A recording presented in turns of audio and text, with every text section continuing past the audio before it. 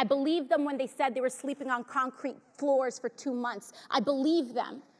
And what was worse about this, Mr. Chairman, was the fact that there were American flags hanging all over these facilities, that children were being separated from their parents in front of an American flag, that women were being called these names under an American flag.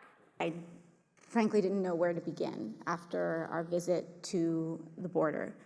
Much has been made about the fact that we have said that this is a manufactured crisis. And in many ways, it is manufactured in that it is wholly unnecessary. It is unnecessary to separate children from their families. It is unnecessary to have a policy to detain innocent women and families that have harmed no person and are legally seeking asylum in the United States of America. It is unnecessary to have a policy that calls children unaccompanied when they arrive with older brothers, sisters, and grandparents and treat them no differently than human traffickers.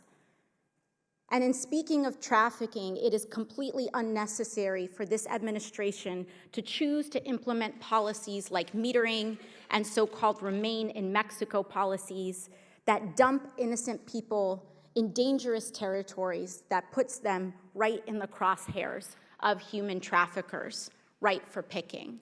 This is a manufactured crisis because the cruelty is manufactured.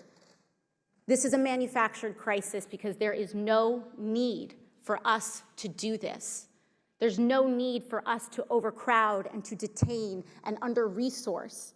There is no need for us to arrest innocent people and treat them no differently than criminals when they are pursuing their basic human rights. Much has been made about CBP agents in this hearing as well, and this is not their fault. And in some respects, in many respects, I agree, because it is a policy of dehumanization implemented by this executive administration, laid at the feet of Stephen Miller, that create a tinderbox of violence and dehumanization where hurt people hurt people.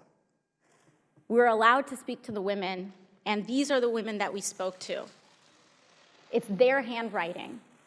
And while we are being asked to speak only to officers, we are not getting the accounts of migrants, of their treatment, of what they are experiencing.